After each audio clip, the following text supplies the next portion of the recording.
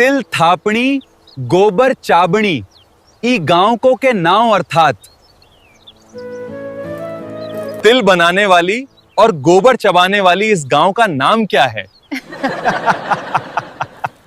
Cell चढ़िया घोड़ा फर्क कावड़िया ताव गांव को नाव ई टेली अर्थात राजकुमार पर चढ़े हुए घोड़े इस गांव का नाम टेली है। तेरी ये मजाल, तू राजा के लड़के को उल्टा जवाब दे। मैं तेरे साथ ऐसी कहानी करूंगा कि तू सदा याद रखेगी कि तेरा पाला किससे पड़ा था। मैं तुझसे विवाह करूंगा और चौथे फेरे में ही तुझे छोड़ दूंगा। ना तो तू ब्याही रहेगी और ना कुंवारी। रुक, राजा के घमंडी औलाद, अब मेरी भी बात सुनता जा। तू बड़ा राजकुमार बना फिरता है ना।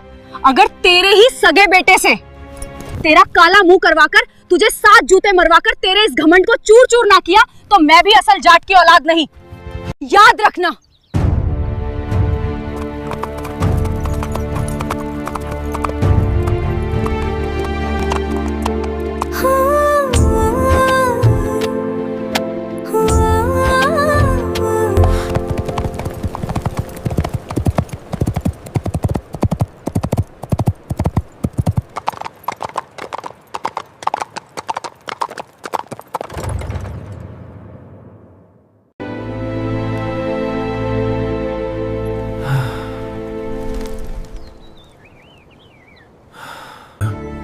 बेटा, क्या हुआ? तुम आज खाना भी नहीं खा रहे हो और उदास भी लग रहा है। हाँ बेटा, तुम उदास लग रहे हो।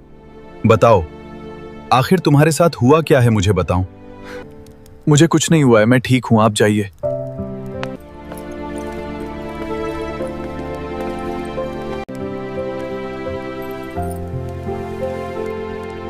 महाराज, नया खून है, अभी अभी जवानी में पैर रखा है। क्या पता कुछ ऐसा हो गया हो जिसे वो अपने माँ बाप के साथ नहीं बतलाना चाहता हो। तो फिर क्या करें अब? महाराज, आप उसके जिगरी दोस्त को बुलवा लो और उसे कुंवर के पास भेजो। उसके आगे कुंवर जरूर अपने मन की बात कहेगा। मैं आज ही उसके दोस्त को भेजता हूं।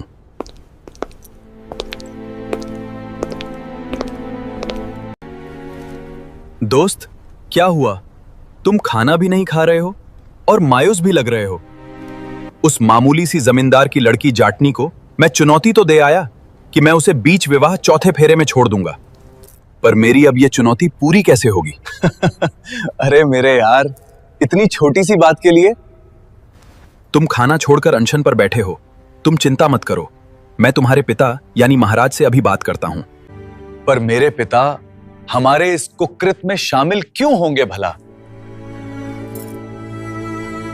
तू सबकी चिंता मत कर यार।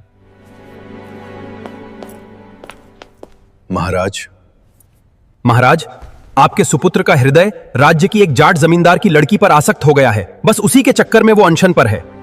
अरे बस इतनी सी बात। मैं अभी उस जमींदार के घर राजकुमार का रिश्ता पहुंचा देता हूं। पुरोहित जी,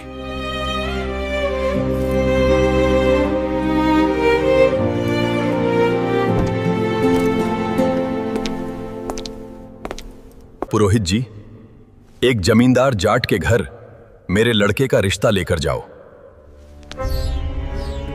जी राजा साहब।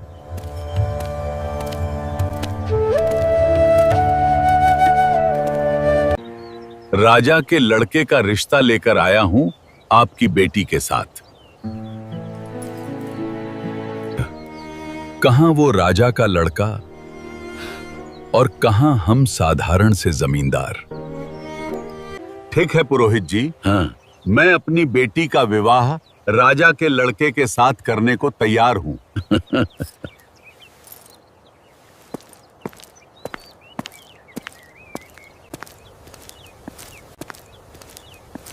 बेटी, मैंने तेरी शादी राजा के लड़के के साथ तय कर दी है। बस कुछ ही समय में बारात आती होगी। राजा का लड़का कुछ गड़बड़ जरूर करेगा, मुझे सतर्क रहना होगा।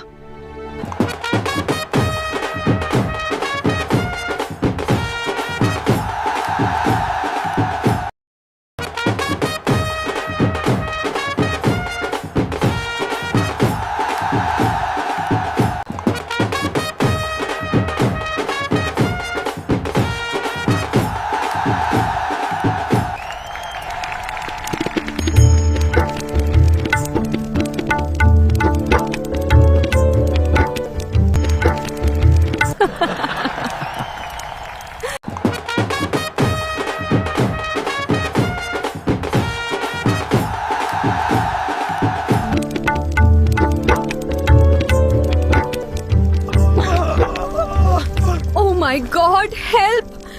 Someone please help him.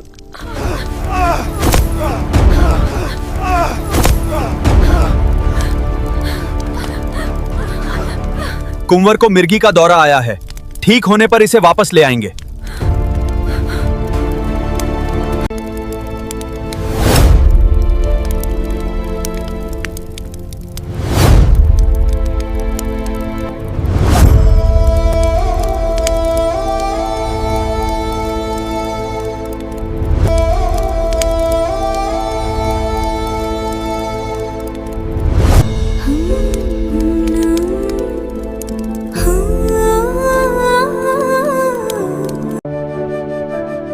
बेटी, उदास मत हो, सब ठीक हो जाएगा।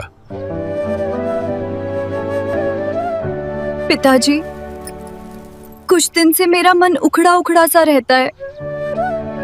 अगर आप इजाजत दें तो मैं मानसिक शांति के लिए तीर्थ जाना चाहती हूँ। ठीक है बेटी, तुम जा सकती हो।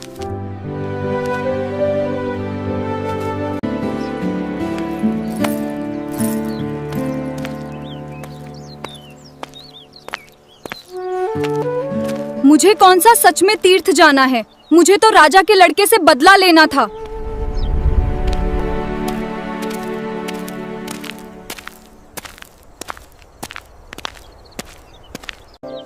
शहर में तो आ गई। अब इन गायों को खिलाकर जो दूध निकलेगा उसका दही बनाऊंगी और दही को शहर में बेचूंगी।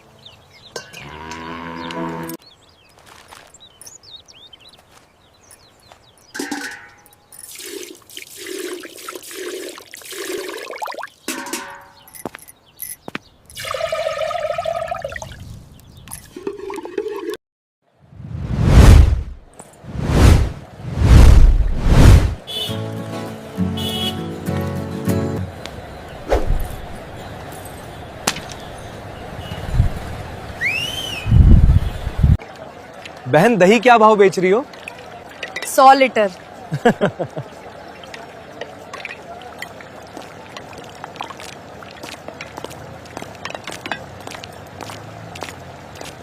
बहन, दही क्या भाव बेच रही हो?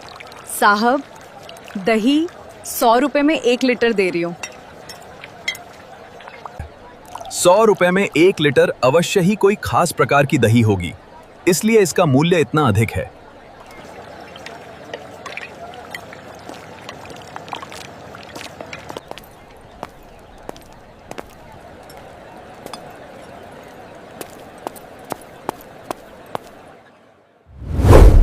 दोस्त, इतना स्वादिष्ट दही कहां से लेकर आए हो? बाहर एक जवान महिला खड़ी है, उसके पास से लेकर आया हूं। जिसकी दही इतनी स्वादिष्ट, इतनी उत्तम है, वो स्वयं कैसी होगी? मैं खुद जाकर देखता हूं।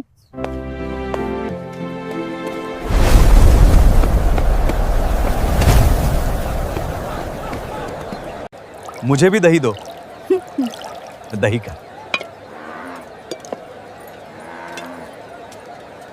ये लो साहब। दही बहुत ही स्वादिष्ट है। वैसे दही तो स्वादिष्ट है ही, और तुम भी बड़ी सुंदर हो। ये बिल्कुल भी नहीं पहचान सका कि मैं कोई और नहीं बल्कि वही जाटनी हूँ जिसे उसने विवाह के बीच में ही छोड़ दिया था। मेरा डेरा यहाँ से थोड़ा ही दूर है। आओ, कभी साथ में थोड़ा सा समय बिताएंगे। चलो, मैं तो आज ही तैयार हूँ। तो फिर चलो।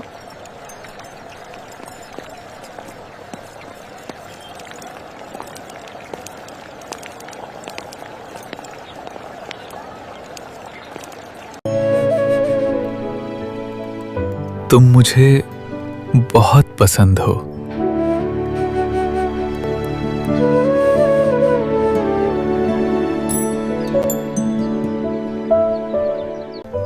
अब मुझे मेरे घर जाना पड़ेगा।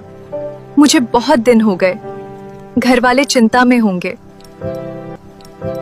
थोड़े दिन और रुक जाओ। नहीं, अब मुझे जाना पड़ेगा। जल्दी ही दोबारा मिलने आऊंगी। ठीक है। अब की बार जब तुम हमारे राज्य में आओ तो तुम्हें कहीं बाहर ठहरने की आवश्यकता नहीं। तुम पहरेदारों को मेरी ये अंगूठी दिखाकर सीधी राजमहल चली आना।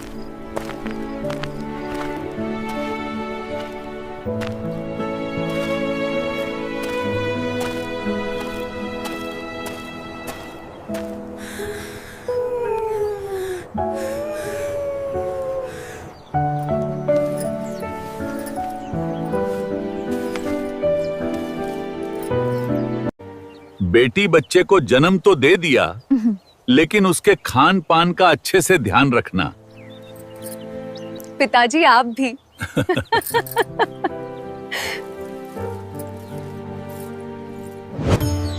मेरी बेटी भी बहुत समझदार हैं। मेरे लाल खाना पेट भर के खाओ।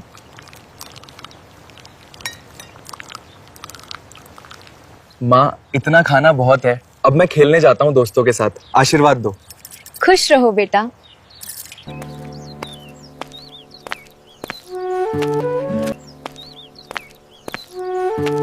आज तू और मैं कुश्ती करते हैं, जो जीता वो बहादुर, ठीक है?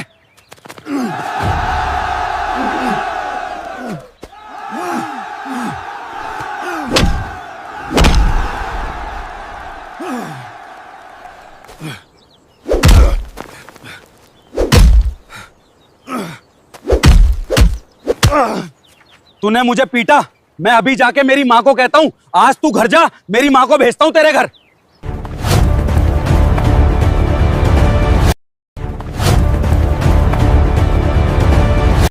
आज तेरे इस नालायक लड़के ने मेरे बेटे को पीट दिया। कहीं की ना जाने किसका लड़का लाई है। गांव के सभी लड़कों की नाक में दम किया हुआ है। मन आया उसको पीट दिया, मन आया उसे तोड़ दिया कहीं का। आज के बाद मेरे बेटे को हाथ भी दिया तो पिट पिट कर रबड़ी बना दूंगी, समझा?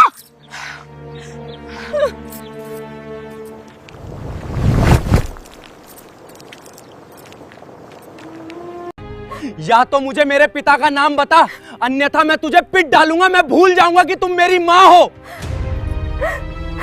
मैं तुझे तेरे पिता का नाम अवश्य बतला दूंगी, पर मेरी एक शर्त है। शर्त है कि तू अपने बाप का काला मुंह करके उसे 7 जूते मारेगा। पर क्यों? घमंड में चूर तेरे राजकुमार पिता ने अपनी बात पूरी करने के लिए मुझे धोखे से बीच विवाह ही छोड़ दिया था।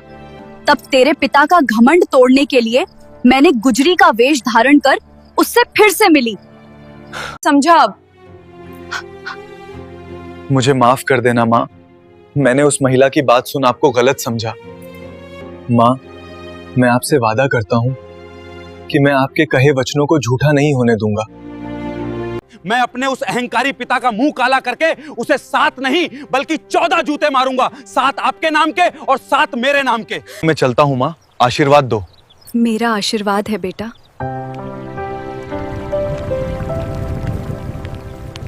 पिता राजा हो, पर मैं अपना वादा पूरा कर उन्हें सबक जरूर सिखाऊंगा।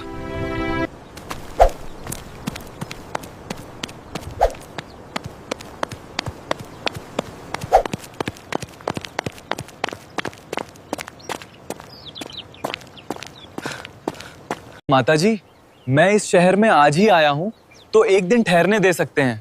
ठीक है, रुक जाओ।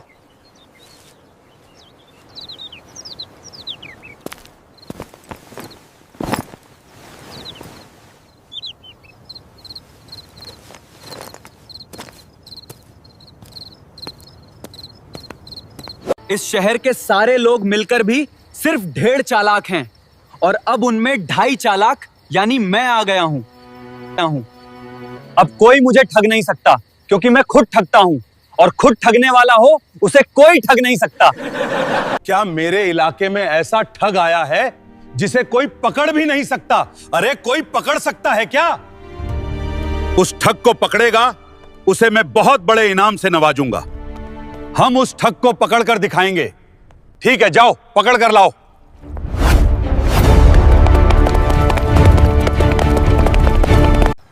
अरे बेटा, क्या बताऊं, नगर में कोई ठग आया है जिसे पकड़ने का जिम्मा आज मीणा जाति के लोगों ने उठाया है। ओह, तो ये बात है।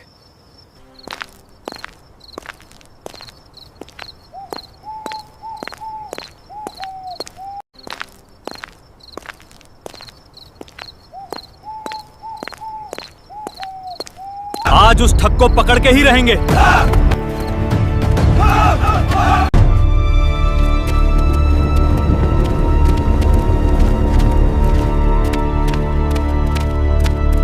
अब मजा आएगा।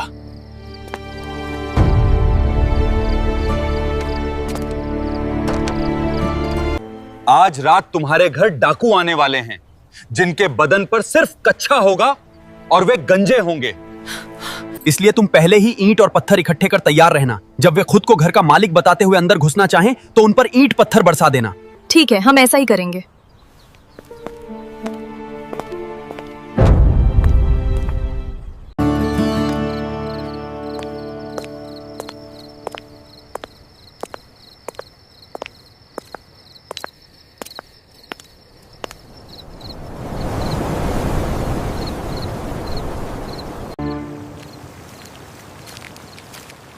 कौन है रे तू, और इस समय यहां क्या कर रहा है? दरअसल आज रात ठग दाढ़ी बनवाने के लिए मेरे पास आने वाला है, बस उसी के इंतजार में बैठा हूं। ठग यहां आने वाला है, हम भी यहां छिपकर उसका इंतजार करेंगे। नहीं ऐसे तो वो तुम्हें पहचान लेगा। एक काम करता हूं, तुम्हारे बाल काटकर तुम सबको गंजा कर देता हूं, फिर तुम सब तालाब में घुस जाना और सिर्फ अपना सिर बाहर रखना। गंजे होने के कारण ठग तुमको देख नहीं पाएगा। जैसे ही वो आए, तुम तुरंत उसे पकड़ लेना। और एक बात याद रखना, जब तुम्हें राजा से ठग को पकड़ने का इनाम मिले तो मुझे मत भूल जाना। ठीक है।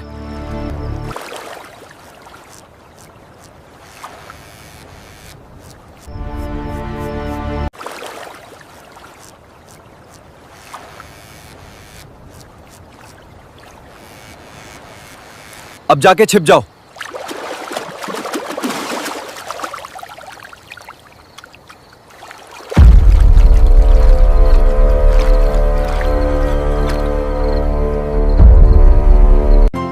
अब इनको पानी में ही सड़ने दो। तो मैं चला जाता हूं। ये लोग सोचते हैं ठग आएगा, लेकिन ठग में ही हूं, और ये थक हार कर घर जाएंगे, तब इनकी पत्नियां इट्टों से स्वागत करेगी।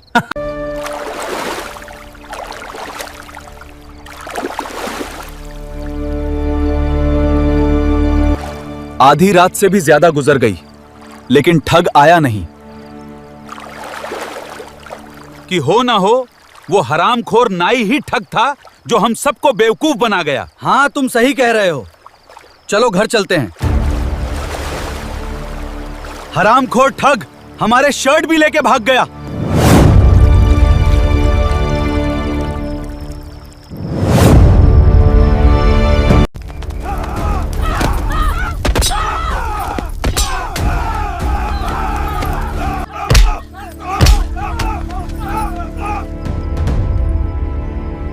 आज ये औरतें पागल हो गई है, अपने पति को ही पिट रही हैं।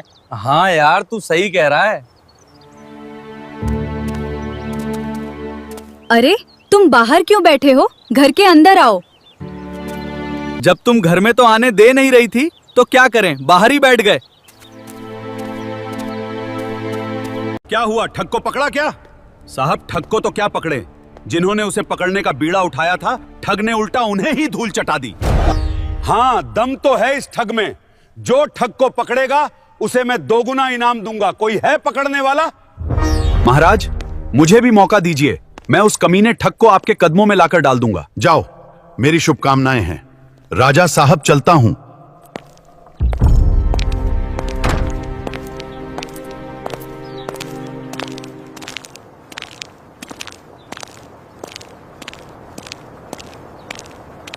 ठग को पकड़ा क्या? नहीं रहे। आज नगर के कोतवाल ने ठग को पकड़ने का बीड़ा उठाया है। ओहो, ऐसा है।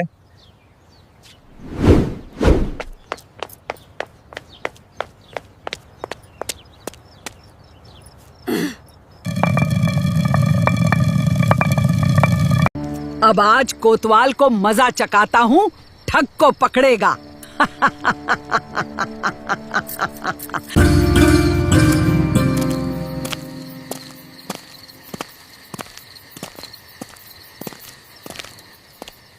आज ठग को पकड़ के ही रहूंगा, चाहे कुछ भी हो जाए। आओ साहब, आओ। क्यों रे बुढ़िया, इस वक्त तू यहाँ क्या कर रही है? क्या बताऊं साहब, ठग आया था और अपने घोड़े के लिए दाने डलवाने का काम सौंप गया। बस उसी के काम में लगी हूँ, वो आता ही होगा। तुम हटो यहाँ से बूढ़ी माई, और अपने ये वस्त्र मुझे दे दो। ये लो साहब।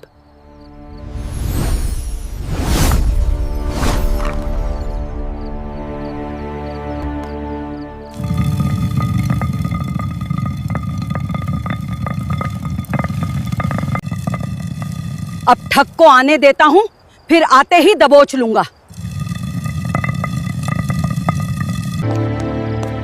अब दाल दलता रहना, ठग तो आने वाला है नहीं, क्योंकि ठग तो मैं ही हूँ। आधी रात बीत गई, लेकिन साला ठग आया क्यों नहीं? लगता है साला वो ठग बुढ़िया का रूप बना मेरे साथ भी खेला कर गया।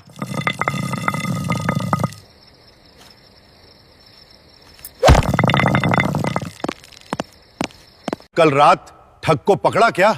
नहीं पकड़ा। ठग ने उल्टा कोतवाल को पूरी रात दाल दलवाई। साले इस ठग ने तो नाक में दम कर रखा है, जो कोई भी उस ठग को पकड़ेगा उसे मैं मेरा आधा राज्य दूंगा। होगा महाराज वो ठग, पर अब तक उसका पाला मुझसे नहीं पड़ा है। कल सुबह वो आपके कदमों में होगा। मेरी शुभकामनाएं हैं। जाओ और पकड़कर सुबह तक मेरे कदमों में डालो।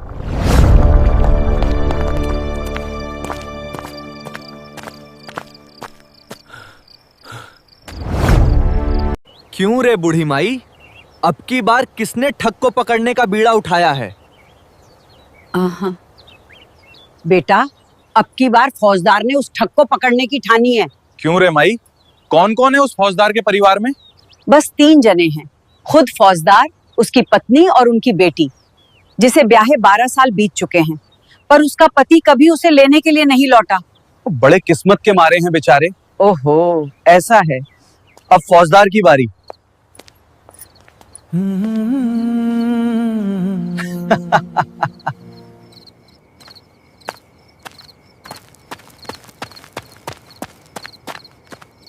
कोई बुझा निकलवा लो किसी का। गया हुआ अपना कब लौटेगा, लौटेगा भी कि नहीं, ज्योतिषी को सब खबर है।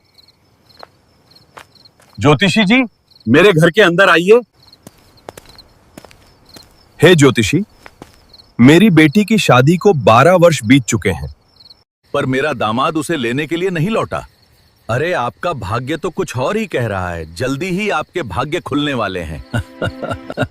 कृपया थोड़ा और खुलकर बताइए। आपका दामाद बहुत बड़ा व्यापारी बन गया है और आपके भाग्य अनुसार वो आज रात ही आपके घर पधारने वाला है। इसलिए आज चौकन्ने रहना। मेरी बेटी ब्याह के 14 साल बाद भी घर बैठी है उसे। आज मेरा दामाद पूरे 14 वर्ष बीत जाने के बाद मेरी बेटी को लेने के लिए आने वाला है। आज मेरे भाग खुलने वाले हैं।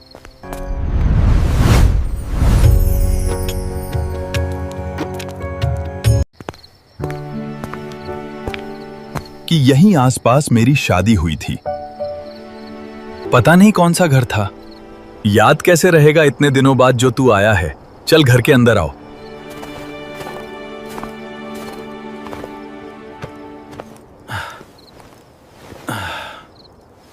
बेटी सोनम देख, दामाद जी आए हैं।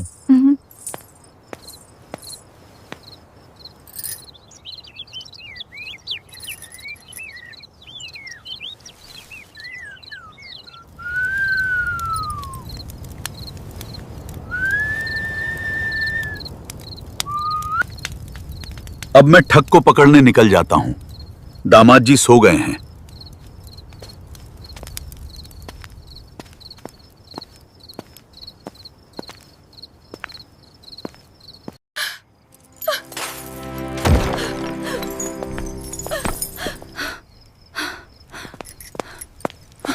जरा भी शोर किया तो हड़िया तोड़ दूंगा और ये तेरे सारे गहने उतार कर दें।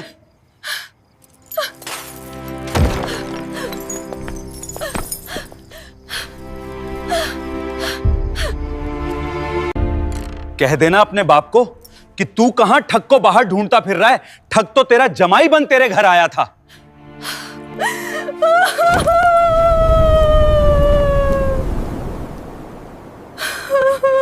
कल रात पकड़ा क्या ठग को? नहीं पकड़ा साहब। ठग ने उल्टा फौजदार को बेवकूफ बनाकर उसकी बेटी के पास से सारा धन लूट लिया। साले सब के सब निकम्मे हैं, कोई किसी काम का नहीं। अब खुद मैं उस हरामखोर ठग को पकड़ूंगा। आज रात ठग को पकड़कर ही दम लूंगा। साले ने पूरे राज्य में दहशत फैला रखी है। क्यों रे माई, आज किसने बीड़ा उठाया है ठग को पकड़ने का? अरे बेटा क्या बताऊं, उस ठग ने तो पूरे नगर की नींद उड़ा रखी है। अब खुद राजा महाराज ने ही उसे पकड़ने का बीड़ा उठाया है। ओह, तो आज राजा साहब खुद निकलेंगे ठग को पकड़ने के लिए।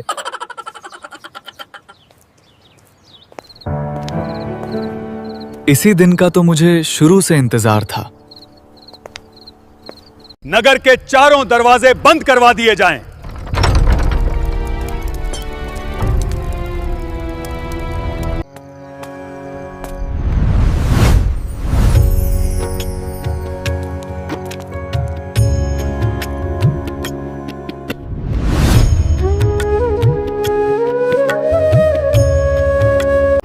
आज उस ठग की खेर नहीं।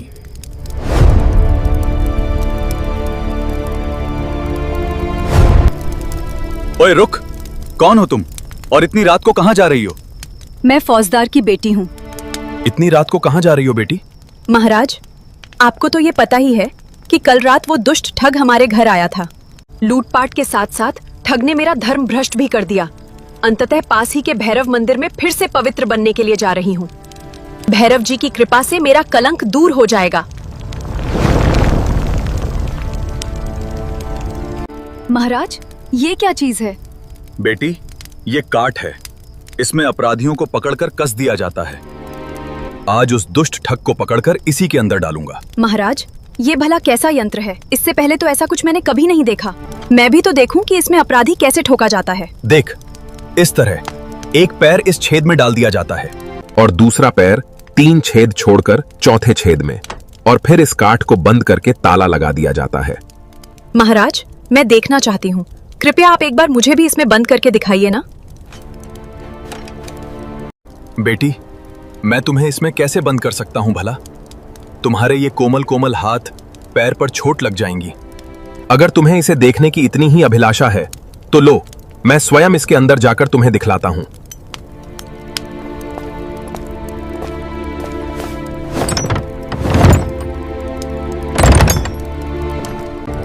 ये क्या कर रही हो बेटी? अब मुझे निकालो, खोल दो इस ताले को।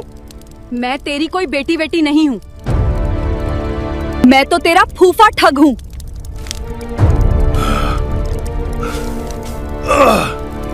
ये मेरी माँ के नाम के, ये मेरे नाम के।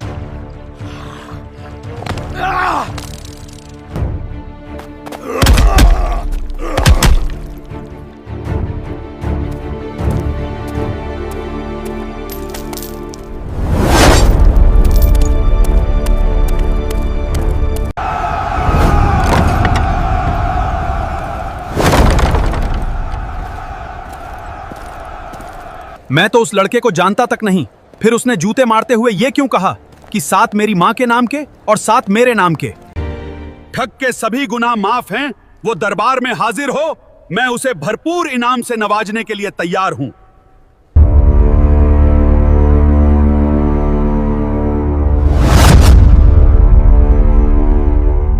महाराज, मैं ही हूं वो ठग। तुमने मुझे क्यों पिटा? मेरी मां ने मुझे कहा था। उसे तो मैंने बीच विवाह ही छोड़ दिया था। फिर वो मेरी पत्नी और तुम मेरे बेटे कैसे हुए?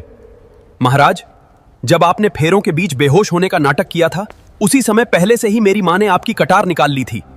आपके जाने के बाद बस आपकी उस कटार के साथ ही मेरी मां ने बाकी बचे हुए फेरों को पूरा कर विवाह संपूर्ण किया। और रही मेरे पैदा होने की बात, तो मेरे जन्म की कहानी आपकी ये अंगूठी बयां करेगी। बेटी, तेरी मां को बुला कर ला।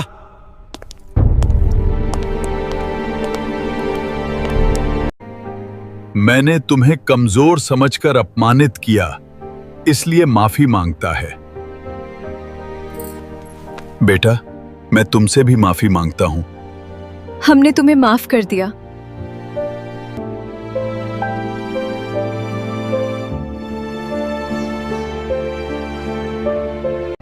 आज से तुम मेरी पटरानी यानी इस राज्य की रानी हो और बेटा तुम राजकुमार हो।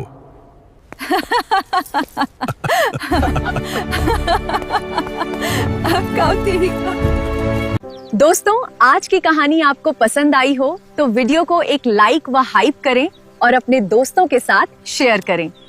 और दोस्तों, ऐसी और वीडियो देखने के लिए मेरे इस चैनल को सब्सक्राइब जरूर करें। और दोस्तों, कमेंट बॉक्स में जरूर बताएं कि आपको ये वीडियो कैसी लगी और आपका नाम क्या है और आप ये वीडियो कहां से देख रहे हैं। धन्यवाद।